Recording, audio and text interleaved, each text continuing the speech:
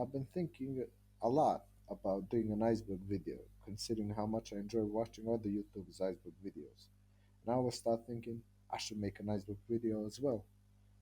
But considering I'm quite lazy, I've always seen it as too much of a hassle. Well, today that changes. Today we are going to go through the CSGO Iceberg. If you don't know what an iceberg is, it's a tier list on a topic which starts at the top with well-known subjects, and as we go more to the bottom, the more obscure and weird and less known the subjects become. Before we begin the video, this iceberg was made by the user Richie on Reddit, so shout out to him. Now that we got out of the way, let's begin. P90 Rush B. This entry is quite self-explanatory. It's referring to the fact that people just like to buy the P90 and just go and Rush B. Nicknames for map positions. This entry is referring to the fact that most of the maps have names for specific places on the map, such as Long on Dust 2, Kitchen or Mirage, Heaven or Nuke, etc. Valorant and other competitors. This entry, it's self-explanatory, so we will just skip it. CSGO's Overwatch. CSGO Overwatch is an in-game replay review system that lets trusted CSGO players in the community regulate the game from cheating. If somebody that reviews an Overwatch replay and determines that a player is cheating, the replay will go through to Valve for further evaluation to determine if a ban is appropriate. Free-to-play update controversy. When CSGO announced that it's going to be free-to-play, it caused quite a ruckus in the community, and CSGO was subsequently hit with over 13,000 negative reviews. Now I know what you're thinking. Wow, people matter. A game going free-to-play is a good thing. Well, it usually is, but the problem with CSGO is that it has a huge problem with cheating. And when the game went free to play, it meant that banned cheaters could just make a new account for free and continue cheating without any repercussion. CSGO somewhat addressed this issue in an update that dropped on June 4th, 2021, where they made it so that you need a prime status that you cannot get for free anymore to play ranked. Counter blocks. Counter blocks is a CSGO game made in Roblox. It's literally CSGO but in Roblox. Bot removal. This entry is referring to the CSGO update that removed bots from ranked matches. Apparently, the main reason that made Valve remove bots is because premates of four people will kick the fifth player just so they can get the bot and take over him when they die. But I couldn't tell you the real reason, as you know, you can never know with Valve. Sukabyat. This entry, it's just talking about Russians in CSGO. CSGO gambling sites and lawsuits. This entry is talking about probably the biggest scandal in CSGO history, and probably in Counter Strike history as well. There were hundreds of sites in around 2015 that allowed CSGO players to gamble with virtual items, aka skins. Most of them were shitty, shady sites that allowed children to gamble, and to make it worse, they would sponsor the biggest content creators at that time, which only allowed for more underage gambling. After all of that, in June 2016, Valve was hit with a lawsuit by Michael John McLeod. The lawsuit cited illegal gambling issues knowingly created by Valve and three CSGO gambling sites, including gambling by minors. There was also a second lawsuit that was pretty much about the same issues as the first one. After the second lawsuit, Valve's Eric Johnson said in a letter sent to Gamasutra, hopefully I haven't butchered that name, that they will demand third-party websites use Steam functionality to aid in gambling to seize their use of Steam in that matter. More shit happened as well, but this would prolong the video by an hour or so. Maybe we will leave it for another video. Gambling for kids. Controversy. We already went over this in the previous entry, so we will just skip it. Payday 2 map in CSGO. This entry is referring to the demolition map Bank, which is also a map used in Payday 2 as a collaboration between Valve and Payday 2. And in Payday 2, the map is named Go Bank, and of course, the Go is from CSGO, which stands for Global Offensive. Also, this map looks loosely similar to a place in Left 4 Dead 2 map Heavy Rain called Burger Tank, which adds to the theory that CSGO is a Left 4 Dead prequel, which we will get to later on the iceberg. AUG Week. AUG, which is referring to CSGO update, which made the AUG the most OP weapon this game will probably ever see. In the AUG week, the AUG had basically no recoil and an increased rate of speedfire. This made every map so CT-sided and broke the game so much that Valve reverted update within a week. R8 Revolver Day. Actually, scrap what I just said. When this useless pile of shite released, back when it released, it was game breaking to say the least. For only $700, this fast firing AWP could one shot from ridiculous ranges. It was so broken that most people opted to use the R8 than actual guns. It had no moving the accuracy, dealt 115 damage, and had the same firing rate as the Deagle. After only 3 days, Valve nerfed it. That's how bad it was. That Valve only took 3 days to fucking fix it. Nowadays, the R8 is considered a trash can, and 99% of the players that use it are trolling. Clutcher kick. Clutcher kick is just a phrase that players use when a single player is left in a 1v2 or a 1v3, etc. to clutch the round or get kicked, but it's just a saying, and people don't actually get kicked for failing a clutch. Source 2 port for CSGO. Source 2 is never getting released. Get over it. Ninja Defuse.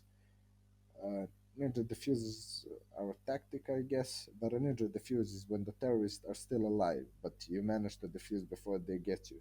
This is usually achieved when you smoke the bomb and defuse it, but other people sometimes manage it without the smoke. I buy power through controversy.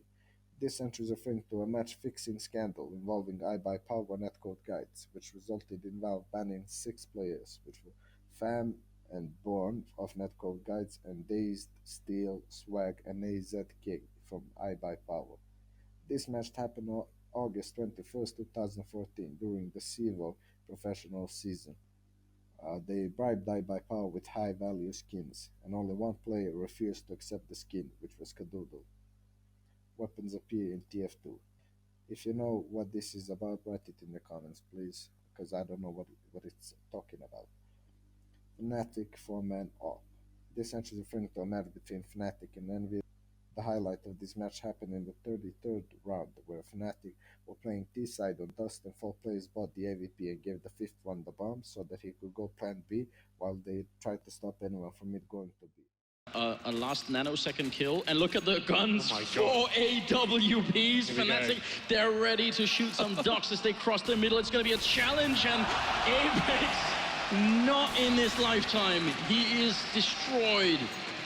Well, when they're lining up like that, you know you're in trouble. JW already in sight, spray down through the door, catches Kyo. That grenade's going to rattle through, and this is sheer confidence from Fnatic, sheer aggression being unanswered by Envious. Kiyoshima gets himself the AWP. Can he make some work from this one? Pronax around the side will manage to catch him with the AK, and Kenny S and MBK is all that stands, but Fnatic will be closing out the half. Oh, hello, NBK is not done yet. What is this madness? How is this round not done for Envy? I don't understand. NBK, I'm going to give him the benefit of the doubt here. He's going to run through with the Deagle looking for the shot, but he can't make it. He's going to get shot down by Flusher. 18-15, a single round for Fnatic, and we'll have seen one of the most ridiculous comebacks ever in a major tournament here, into overtime and potentially into victory. And look at what Apex sees here. Hello. Instant death. It's a viable thing to do on the overtime rides. They've obviously got excess cash, so just going for that initial kill through the doors there allows them to drop the AWPs and go into something very fast from there. So they did that, got the initial frag, and then they pushed into B straight after. Olaf Meister burning Defuse. This entry is referring to the Olaf Meister Defuse. In the semi-final of ESL Cologne, Fnatic faced Dignitas. Fnatic beat them with relative ease on the first map Dust. The second map was Overpass, and Dignitas whooped Fnatic's ass in the first half, leading 11-4 on the CT side.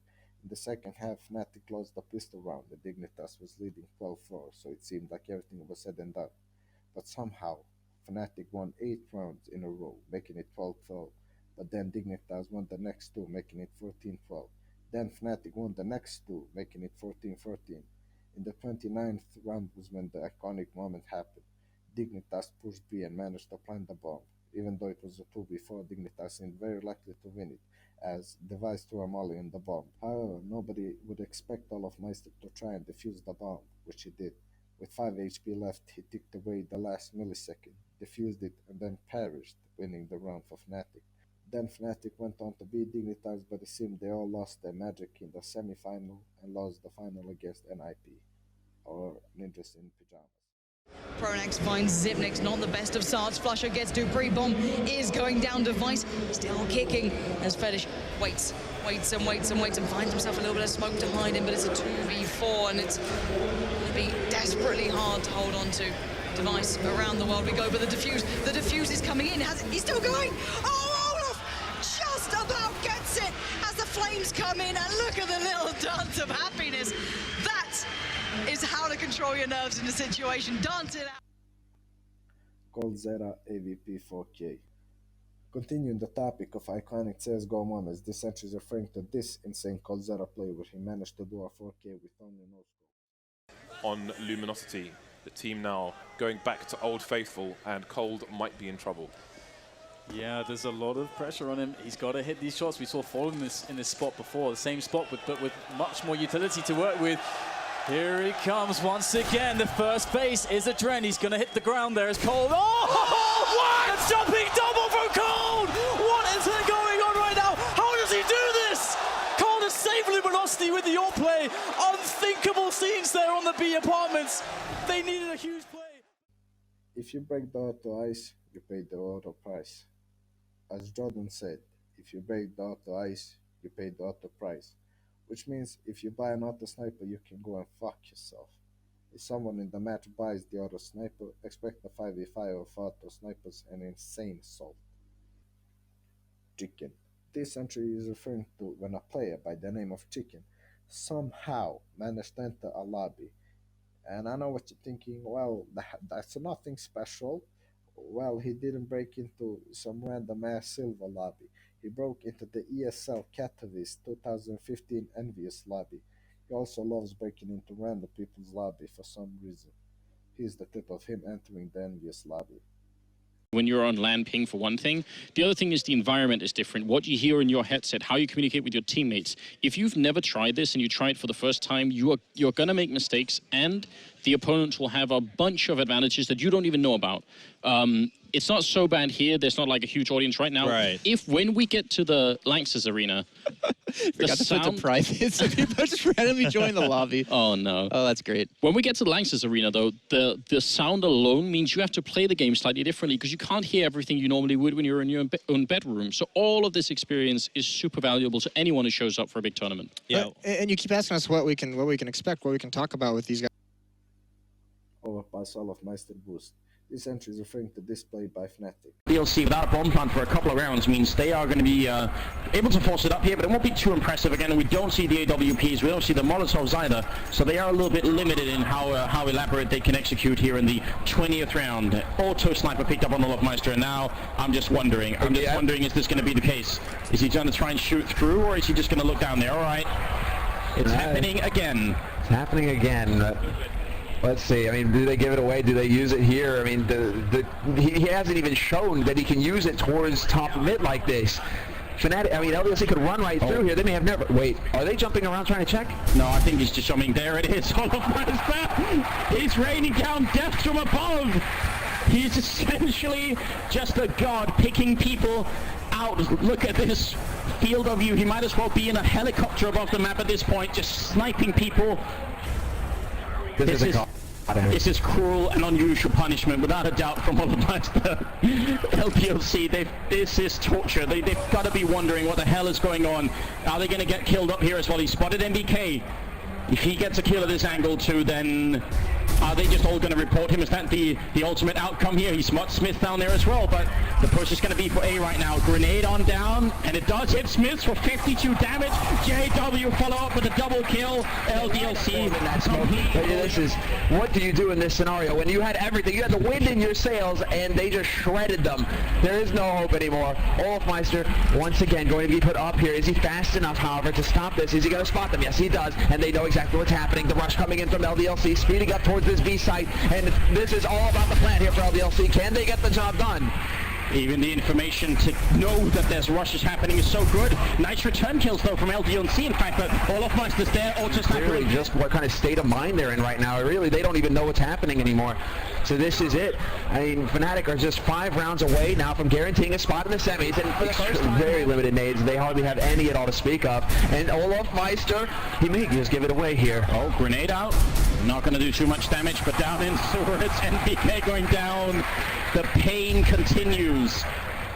Fnatic might take the round lead for the first time on this map if they can just get it home. Kirishima now knows. Kirishima knows the position. That shot there from Olofmeister gave it away. Now they know. Now the game is up. LDLC know where he is. They're trying to find the angle, but it's so brutal. Olofmeister can't quite hit the shot either. He is walking around the other side of the map. Yes. Now, does he actually find an angle with the boost over on long? Is that going to be a good enough angle? Happy 1 round away from making it to the semis here. And they're trying to figure out the angle once again here. They're trying to see if they could potentially get a cleaner shot. Look at this. Now Happy getting boosted up, but he gets spotted. Olofmeister sees it coming. They've accounted for this, Fnatic. They're 1 step ahead. They know where they can get spotted from. They know the weaknesses of their play, and it looks like Happy, much to his dismay, has found that out just now. LDLC now down a man.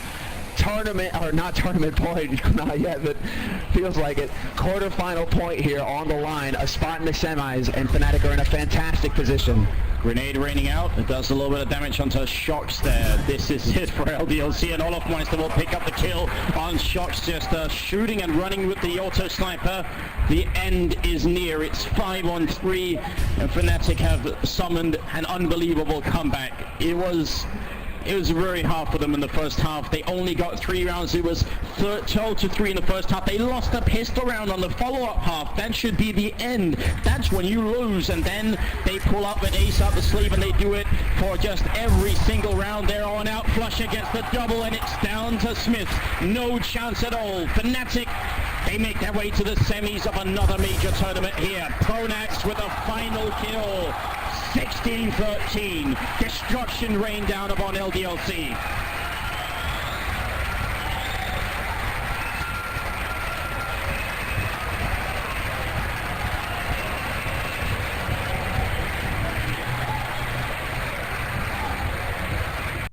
Subsequently, after seeing this, Valve removed the boost spot. Valve. Flash deck animation. This entry is referring to a YouTuber that made CSGO animations. Why is him here? We upload his videos, that's all really. The skins update saved CSGO. For the first few years, CSGO was averaging about 20k players a day, and it was mostly a dead game. However, a single update would change the game forever. In August 14, 2013, Valve would release an update called Dom's Deal. This update added skins. How this saved CSGO? It made CSGO a powerhouse, revived the game as more and more people loved the virtual gambling aspect, and so many YouTubers and streamers were making easy content off of it, and so many people were watching those videos just to see if that content creator pulled the knife. A lot of these people that were watching these case openings became interested in the game, and they started playing it and saw that it was a brilliant game. It was slow, but the game started going slowly from 20k players a day to 40k, to 60k, and usually it will probably average an extra 20k players after every month. But before the update, CSGO would only manage to gain about 1,000 daily players every month. Since, however, many players they would gain, they would lose the same amount. Now, in 2022, CSGO averages around 600k players a day. Liquid versus Luminosity choke. This entry is referring to the MLG Columbus 2016 semifinals between Liquid and Luminosity. During this match, Liquid were winning 15-9 on Mirage against Luminosity. However, after horrendous decisions in gameplay and that 4K by Coldzera, Liquid managed to choke it and lose 15-16, with Luminosity advancing to the finals, where they would proceed to win and get that $1 million prize. Quickly, and other cheaters. CSGO and cheaters, name a better love story. On November 20th, 2014, the pro player Quickly received a ban following a series of pro player bans. He was suspended from his team, Titan Esports, and later kicked. The next day, Quickly admitted that the ban was justified. Coach exploit. The coach exploit is an exploit that allowed the coaches of pro teams to see parts of the map they normally wouldn't have access to and gather information about the enemy team. On August 31st, 2020, 3 coaches were banned for exploiting the bug, and in September, a further 34 coaches were banned for this exploit. This bug was, however, replicated by another coach on 15th of May 2021. This bug has been patched, thankfully. The Aztec and the Kabul. The Aztec was a map which was added to CSGO on 30th of March 2012, and after seeing barely any player base on this map, Valve decided to remove it on November 13th, 2017. The Kabul was added to CSGO in an update on December 18th of 2013. After a lot of reworks, players complaining about those reworks and a low player count, Valve decided that they should just move it to the reserve map pool. Snake 2K. Snake 2K is the nickname that Cloud9 fans gave Stevie 2K after he left Cloud9. Cut weapons. This entry is referring to the plethora of weapons that the devs were developing or had a blueprint of, but decided that the weapon doesn't fit the game or for some other reason. Weapons that were cut were the double barrel shotgun, the MP5 without the silencer, the Leon Foe if you remember it from previous Counter-Strike games, and etc. CSGO console port. CSGO was initially supposed to be ported to the Xbox 360 and the PS3, but thankfully Valve used their head and realized that CSGO would be unbelievably hard to play on console, as the required basics of the game such as flicking, spraying, tracking would be 100 times harder than on PC. Global elites is just cheatist theory. This entry is not correct. The paintings in Minecraft. In Minecraft, there are 3 paintings that are paintings of the CSGO maps, Aztec and Dust 2. Here are the side-by-sides. M4A4 HOW controversy. This entry is referring to the controversy that the original M4A4 HOW skin caused. In the Hunt Begins update, Valve added the skin HOW for the M4A4. The skin was posted on the Steam Workshop by users Sit and Aussie, hopefully I haven't butchered their names, who claimed that they were the ones who created the artwork. After heaps of positive feedback, the skin made its way into the game. The only problem was that the skin was a rip-off, and that Sitz and Aussie stole the design from an artist called Canis Albus, and they didn't have the permission to use his design. After devs found out about this, they removed the OG M4A4 HOW and redesigned it and released it again. Halftime enemy team communication. This entry is talking about the entire community wanting Valve to add the ability to talk to enemy team during warm-up and halftime. You can do this in custom matches with this command. Dinosaur. Dinosaur is a CSGO clan. Why are they in the list? Because they are probably the most toxic clan. If you ever enter a game and see a dinosaur on your team or enemy team, I suggest leaving the game. Left 4 Dead prequel theory. This entry theory that states that CSGO is a Left 4 Dead prequel. This isn't just empty talk, there is some evidence to back this up.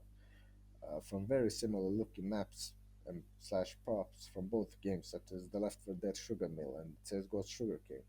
According to the theory, the reason why the terrorists are attacking the cities is to spread the virus and initiate an outbreak, but it goes overboard and the whole world becomes infected. Or maybe that's what the terrorists wanted. And the reason why there are so many guns on the floor and in random places Left 4 Dead is because of the war between the T's and CTs. There's plenty more to unwrap here, and I think it deserves its own video, so if you guys are interested in seeing that, comment down below. I just want to get more views. Hack versus hack servers. Hack versus hack servers are, well, servers where hackers play CSGO to see who has the best hack. That's pretty much it. Infamous scams. CSGO is infamous for people scamming high-value skins from other people.